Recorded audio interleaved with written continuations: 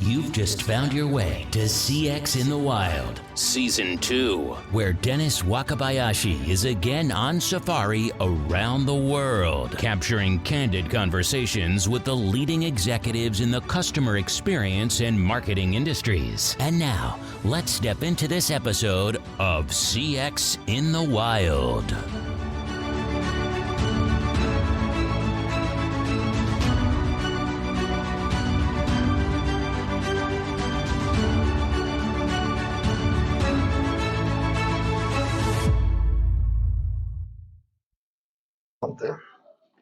All right, here we are, CX in the Wild. Amazing for me, walking the trade show floor at CCW in Nashville. I run into you, Justin. We've been sort of friends on the internet for quite a while now, and I'm meeting you in person for the first time. This is our first time, isn't it? I think it is. Yeah. I like the meeting internet friends in person at events for the first time experience. Yeah, it's great. So CX in the Wild is my little podcast, unscripted, unprompted. I just grab people when I see them, and I think they'll be good conversations. So thank you for agreeing to join me on this. Can we just start? Can you tell the audience who you are, what you do? Yeah, absolutely. My name's Justin Robbins, and by trade, I'm an analyst, consultant, and speaker. I started in customer experience actually at the age of 12. Was a paper boy. And got a call one day, asked if I wanted to earn some extra cash in the evening, not realizing it was interrupting people's dinner times. I'm selling them newspaper subscriptions. But that's it, Dennis. I got started in contact centers at a young age, worked in the hospitality industry, managed some hotels, just a bunch of different customer-facing types of roles. Sure. And eventually decided to start teaching others what I had learned and been taught along the way. Nice. So how many years has it been now? It has been 25. So 25 years, Yeah. a quarter of a decade, customer facing, Yeah. understanding the needs, and really inviting yourself into people's lives. So you have a good assessment or a dynamic there, perspective on the experience. Yeah. But now you're a thought leader in the industry, sharing this wisdom with everyone.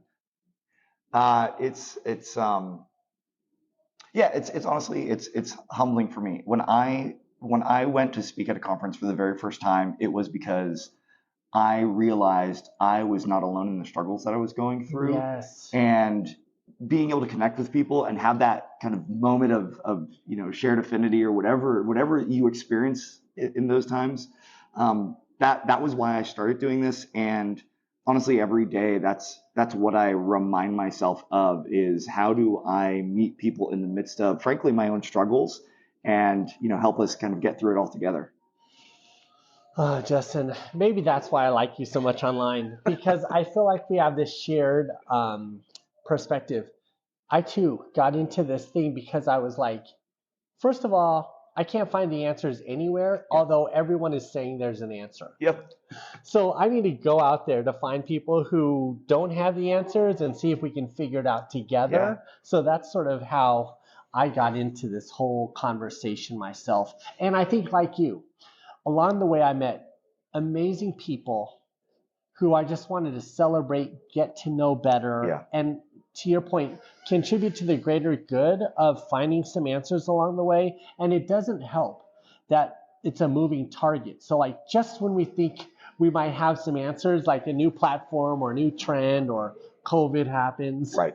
So, I think we share that. Can you just share with the listeners about your recent works? What's happening in your world that people should be paying attention to where you're concerned? Yeah. So over the summer, I decided to do a consumer-facing piece of research, and that's I was able to start really doing research projects like 2014 for the first time, and I got hooked because for me, it's not living based off of assumptions. It's like getting your hands dirty and finding out what is actually happening. Which we could probably go on a rabbit trail on my thoughts there. But to me, I wanted to do a piece of consumer-facing research, and it was around two big topics. One was with this idea of skimflation and how are brands cutting corners, whether it's in their people resources, whether it's in their product or services, like how are consumers feeling the impacts of those things, which was interesting. But then the second thread I decided to pull on, seeing that a lot of companies were using automation, was how do people feel about what's being automated today and self-service and all that. And I'm actually working on the report tied to the automation piece. I'm going to put out next month. And right now, my working title is really self-service, self-sabotage, because it feels like brands are they're sabotaging themselves with the just terrible automation they're putting into place. So that's been fun for me. The other kind of it's been a passion project from me over a couple months that I finally announced, I guess now 2 weeks ago or so, is the CX hotline, which, to your point, I look at all of the content that's put out every single day from people who are years removed from actually doing the work, or they work for a technology provider and again have never actually done the work, but they're spewing all of this content out that, like you, like me, people are searching for answers, and there's so many just there's so much just misguided or re-curated. Yes. So for me, this is just a personal project to try to get resources and insights from people who are actually doing customer experience work. And that could be in a number of capacities. I talked to the CEO of a donut franchise about how they're thinking about the in-store experience. I've talked to contact center agents, just expanding the horizons, but talking to people who are doing the work, not talking about it. Can I just say, I love that you said that, because I just spoke to and did a CX in the Wild podcast. I think it's 3 episodes back. CEO of a florist. Mm-hmm. I mean, it doesn't always have to be a multinational brand. Like, people who are serving customers come in full capability at any size. Yes. And that to me is the personal mission that I've I don't know, tried to shoulder upon myself recently, is really helping people better understand what customer experience is and what it isn't. Because again, even in the 5 minutes I was on the show floor here before I talked to you, there's all these like customer experience companies that's not what they are. They're a piece of it, but they're point solutions. Yeah. Yes. They're part of the ecosystem. Yeah. I think because we're both industry content creators and we talk about things, I hear a lot of people like ranting about people who don't actually do CX. I think you mentioned it. I think I hear a lot of people trying to call attention to this issue. And I think I'm on the side of, like, I recognize it's a big conversation. I don't know where I fall into that spectrum, but I relate, because even last week, I had to take time out of my content creation to build a journey map and a CX framework with touch points and data, and for a new company emerging in Texas. So it's in those moments where I'm trying to orchestrate the content, the channels, the customers, the personas, the data, build the ROI, build the case, the business case, convince new people in the organization to collaborate, break down silos, create transparency. It's when I'm in that mindset, I'm like, I do talk to a lot of people who don't get it. Why do you think that is? Why do you think there's so many people talking about CX who don't actually get it? Because it's a trend, and if you build a strong enough brand, people will pay for that at least once.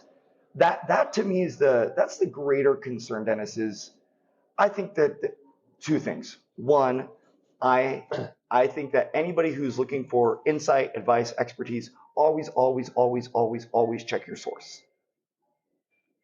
There are people out there that are really good at branding themselves, and you even begin to scratch beneath the surface and you realize it's incredibly superficial. It's not disciplined. It's just somebody trying to make a living. And look, I'm not against somebody trying to make a paycheck, but if it's misguiding others, I get concerned. That's fair. That for me, I think, is what is part of it, right? The second is, I think there just in general, there's a lot of confusion and uncertainty because of how trendy or whatever you want to say, the customer experience has become. I don't believe that most people are malicious in their intent with what they're doing. Fair. Again, I think they believe they're contributing positively, and it's that they don't know what they don't know. I think it's those two things. People don't realize the impact or the scope of what they're actually doing or saying, or they realize the impact of what they're doing and they just don't care. Yeah, and I think to your point, so much of that is just symptomatic in every topic and every trend on the internet with the algorithms. Yes. The algorithms tend to grab a bunch of people and throw them in a topic together. Yeah. So on that note, who do you think, are you looking at any particular consultants, experts, thought leaders in the industry in the last year that you think are worth our audiences paying attention to?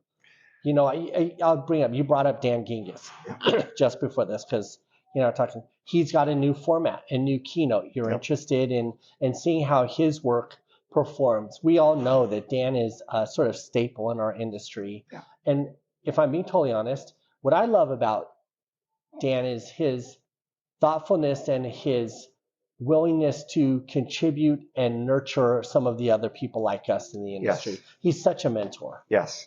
The thing is, there are so many people like that my concern is on the spot. I'm going to mention a few people, and then for every person I mention, there's going to be a bunch of people that I leave out that I'm going to want to go back and tag or mention after the fact.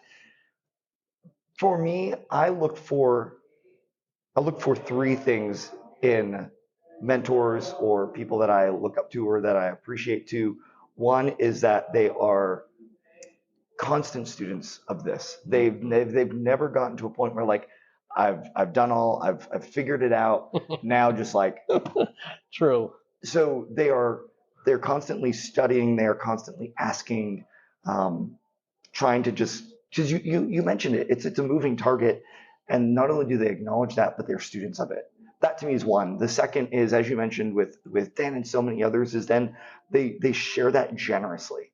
Yeah. Right. Dan and they're just people I know that if I have a question, I can text them or I can pick up the phone, and not only will they respond, but they will be just gracious with their time. So they're students, they're gracious with sharing what they're doing.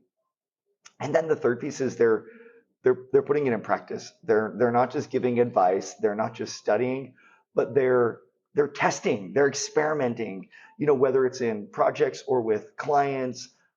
They're not just accepting what they're learning as gospel themselves. They're saying hey, I heard this somewhere. Let's find out what happens in the wild. Yes. And go from there. Exactly. I love what you said that. I agree with so much of what you just said. I've fallen in love with Semantica as a journey mapping platform because I've been through so many other ones like Snaply or all these other ones. And I like the way, first of all, Semantica was developed.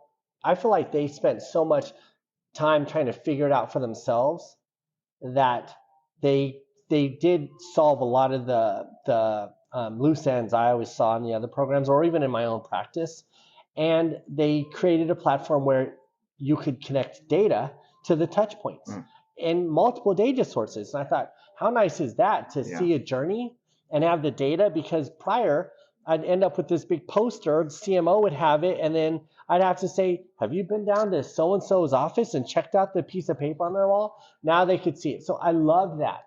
But to your point, this moving target and this learning, I recently posted about Semantica because I used it for the recent journey map that I was doing. And other vendors popped up in there and were like, hey, you should check this out.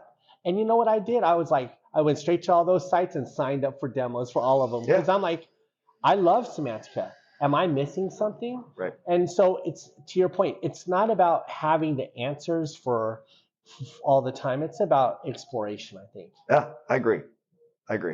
So what are you exploring these days? What are the hot takes for you? I mean, I know you're covering a large piece of content. I think if I'm being totally honest, I'm connected with a lot of people, but you're probably in the top 20 of people that I stay like aware of. And so I'm just, what are your hot takes in the industry this right now? Yeah. Three things that I keep being gravitated toward. I think in part because they're persistent problems, and it seems like the solution should be easy, but it hasn't been. Number one is just the state of employee engagement and what happens at the moment of truth in so much customer experience work. And this is Dennis, if I look back at things I talked about in 2008, it's like, hey, nobody ever aspired to be doing this type of work, and yet it's the most important part. And 3 weeks ago, I was at a conference back here in Nashville, and we can't get our employees engaged, and we don't understand why we're having such a problem with turnover or quiet quitting. It's like, this is not a new problem.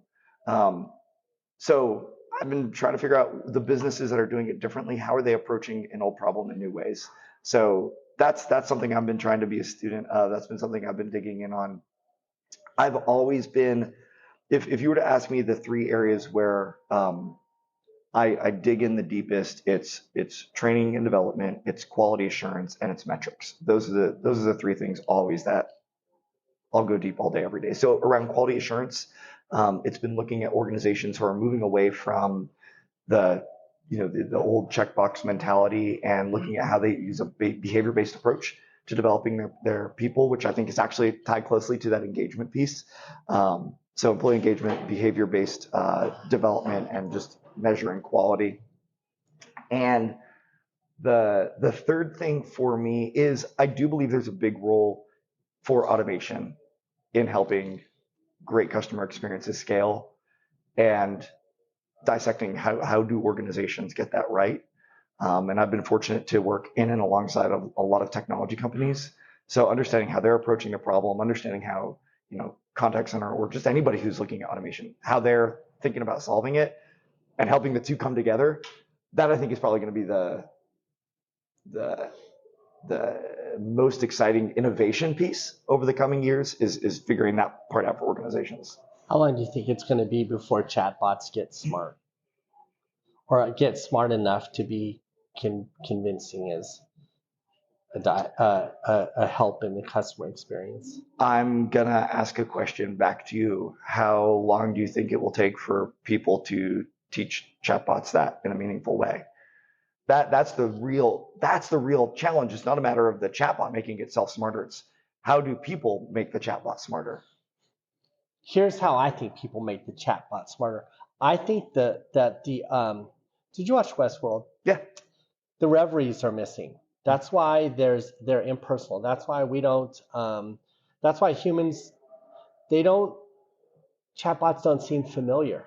Yeah. And the problem there is the current NLP systems don't hold enough historical conversations long enough for the conversation to become intimate between the user. Yeah. Each time we log on to a chatbot, it's like it's rebooting, and that process is something we're familiar with because we reboot computers, right. But it's impersonal. And I think the announcement of Google's whether it was hype or not, that whole thing that hit the internet about Google's bot being sentient, all I think that means is for the first time, it really felt familiar to talk to someone. Right. And so I know it exists. So I'm curious how long it's going to take for that to hit the mainstream, because I'm guessing we're at about 3.5 years before conversational AI becomes a business mandatory.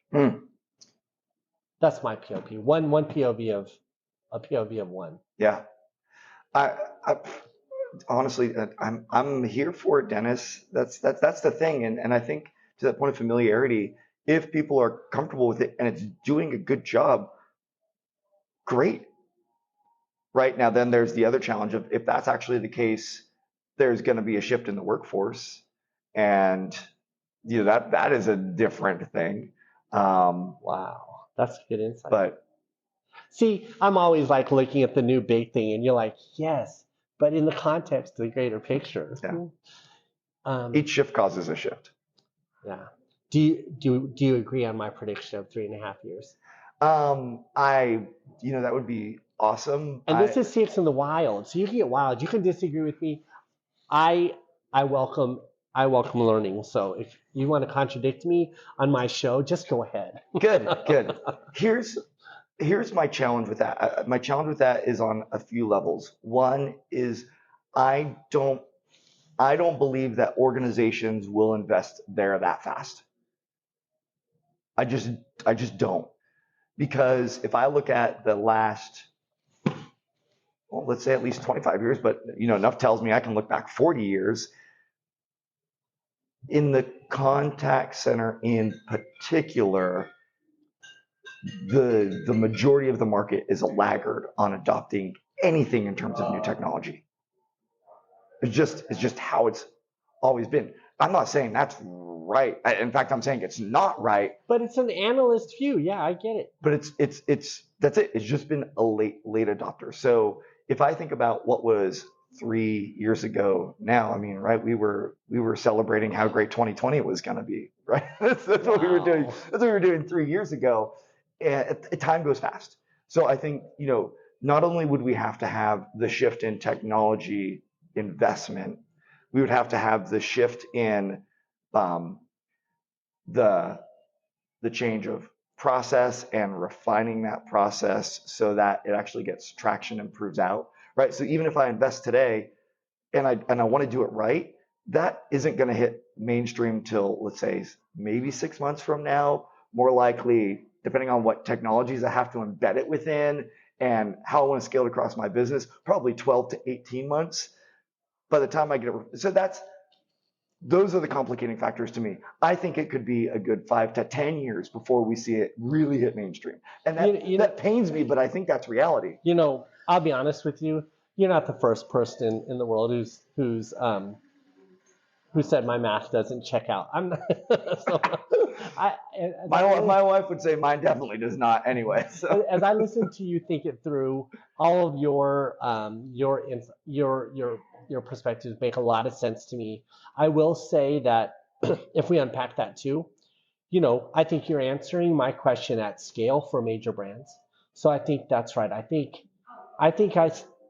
Let's face it, the red tape, the legacy technologies that enterprises are strapped with are hard to transform, and it's not their fault. Right. When you think about these giant technologies that run enterprise, they've done a great job for a long time. It's like just when you replace the transmission on a car, you don't do it while it's rolling. It takes some time. So I respect that. I do think that let's agree on the math of, I'll agree with you at 10 years to sort of adoption, but I would say maybe in the next 3 years, we'll see some startup companies or some smaller groups who embrace conversational AI that has a familiar, more robust, asset that I think will prove some of that short-term value to larger brands to ease us into automation. Oh, without a doubt, that is what the leaders will do. That very simply, that's what they'll do. I'm just saying the reality for our industry is that the majority that's not. Should it be? In a lot of cases, yeah. But I think to me, this is really getting at is, and I chuckle sometimes. So back in 2012, when I joined the team at ICMI, Brad Cleveland was one of the co-founders, and the kind of the running joke with Brad is every time he would get on stage, he's like, "There's never been a better time to work in contact centers." And now looking back on that phrase, I'm like, he's right. Every it just gets better. It just gets more interesting, and I love it for that reason. Maybe it's because it's the moving target. Maybe because I don't know if you're familiar with the book Finite and Infinite Games, or Simon Sinek rewrote as The Infinite Game.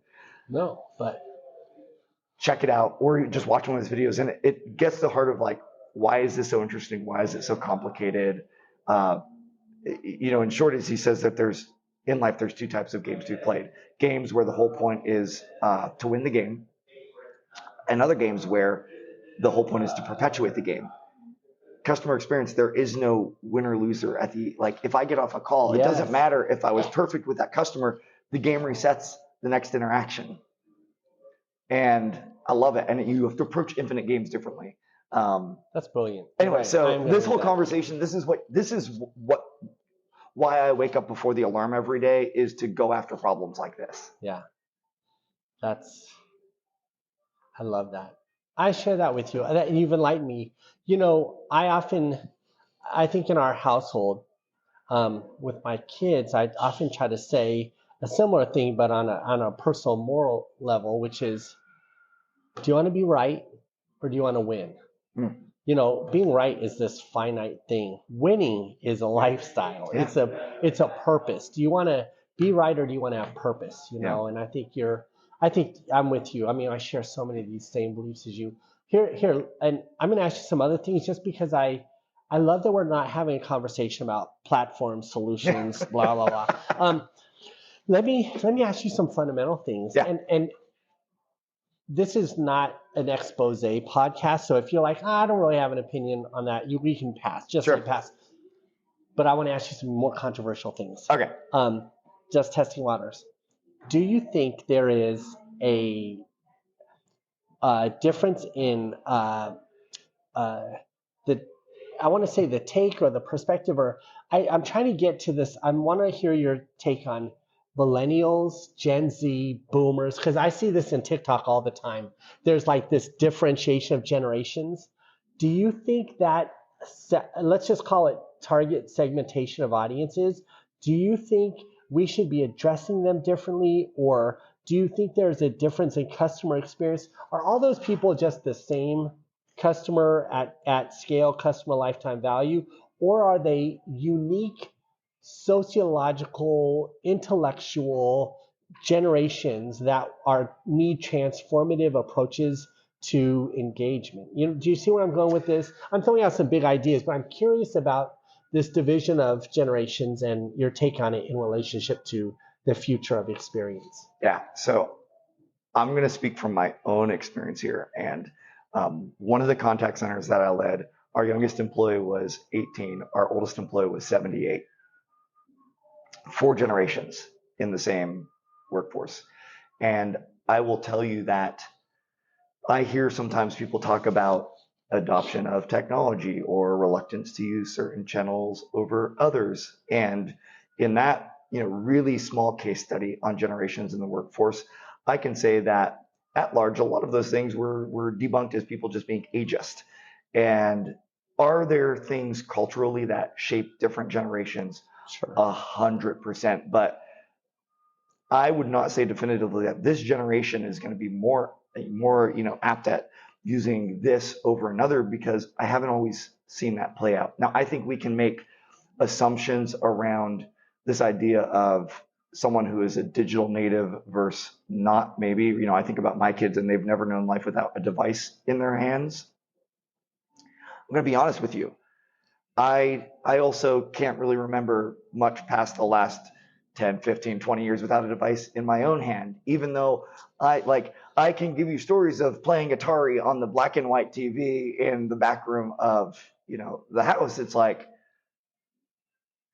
anyway, that's a bit of a tangent to say. No. Fundamentally, I don't believe in all of it. Are there some truths there?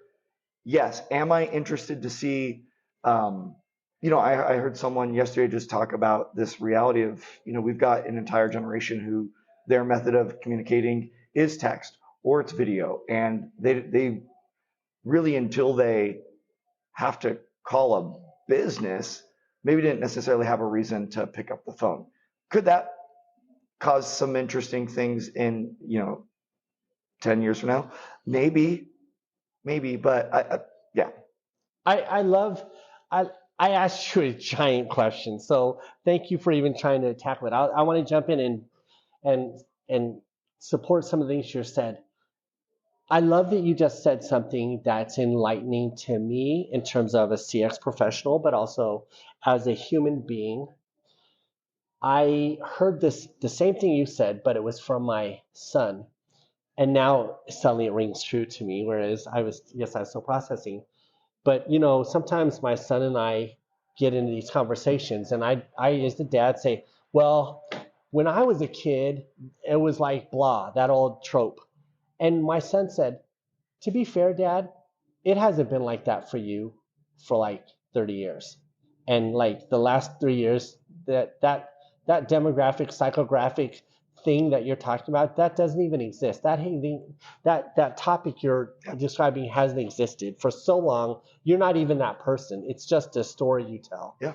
And that hit me. And now to hear you say it, you're right. I played Atari back in the day on black and white TV, but like to contextualize that now, other than me and you talking about it, we struggle to even find a black and white TV and an Atari for you and I to relive that moment. I mean, I have my Atari, Dennis. I'm just saying. Whoa. Okay. All right. Well, we got to find a black and white TV. And I think that I'll say I had a conversation with the CXO in preparation for the show in New York next week of a power company. Mm-hmm. And I so much of what you said is ringing true to me in her conversation, which she was all about. She's a CXO of a power company. And here was her position. I don't get to segment my customers.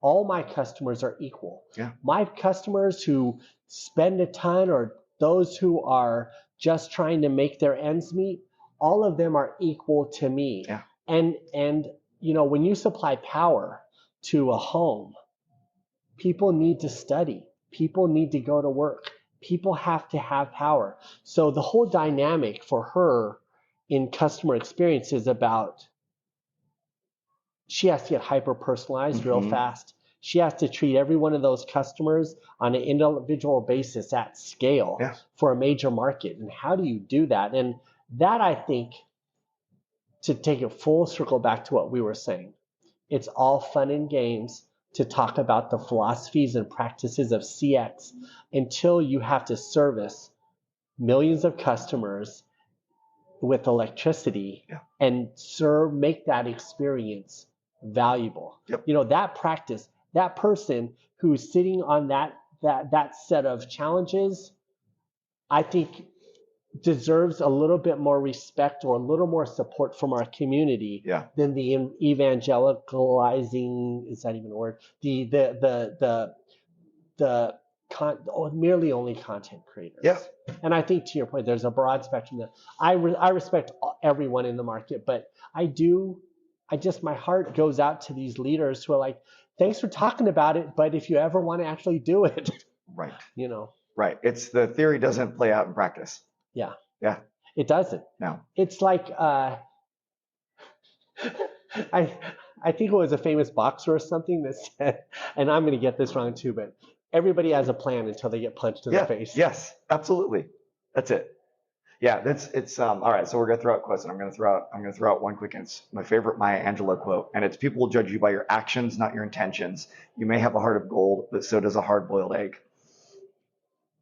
And I think that there are a lot of, back to one of our original points, a lot of really well-intended people who work in customer experience, but putting things into action. That's I think with a lot of this stuff, whether it's employee engagement, whether it's automation, whether it's, the broad, how do we make customer experience, as ever vast as that is, great. It comes down to what are you actually willing to do? I think the answer of your question of how do you do that personalization at scale, come back to the fundamental things of part of it's about people, right? Having the right people who are trained and enabled in the right way. It's about process, which to me is really a connection point between data and people. The idea of people, process, technology, right? Those are the three pillars. Technology for me about scaling, personalization, CX. It's a data game. It's a data game. It's a data game. And how do we get all of the data that we need on all of these people to understand who they are, where they've been, where they might want to or need to go, and have the process to put that in the hands of people who then make that a reality. Yeah. Uh, yeah, I agree with what you said. I feel like it is, and I only offer a additional perspective because I know you a little bit and we share this, but all that data. But is there like everybody is just gathering so much data on us and trying to do something with it. And, to what end? Like I almost I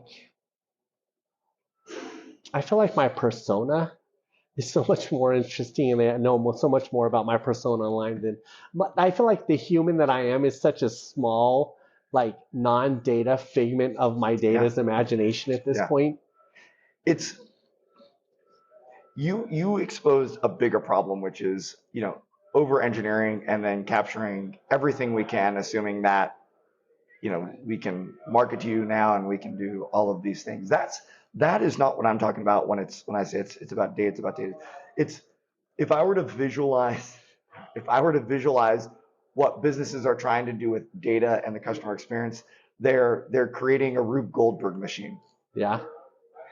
Right. And for people who are listening, it's like, what's a Rube Goldberg? Quick Google it. But if you've ever played the game Mousetrap, you know what a Rube Goldberg machine is. And it's so much like, if I look at when people talk about when they've had bad experiences with businesses, it's because they haven't done little things right consistently. I've already told you that information, you just weren't listening. Or, hey, if your system actually told you that I ordered this 2 weeks ago and it hasn't arrived yet, you would know what this is. Like that's the data and the use of data that's meaningful. Businesses have these, massive disconnected data lakes that have all of this stuff, and it's, whether you want to call it analysis paralysis, information inundation, all the fun little, they're just overwhelmed. That's not the key to getting CX right. Oh my God, you're right.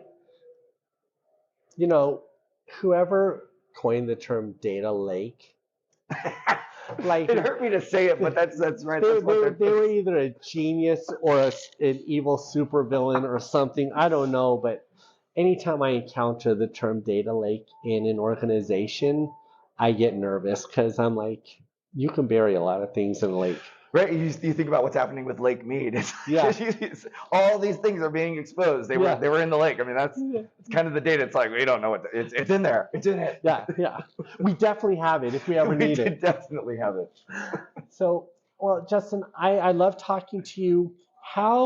Is there anything you'd like to say to people that are listening in my audience that can help you in your journey or exploration in the universe? Do you have a mission, a call to action, a way? Let's start with the basics. How do people get in touch with you? At Justin M. Robbins. You can email Justin at justinmrobbins.com. Find me on any of the social. It's at Justin M. Robbins. That's where I'm at.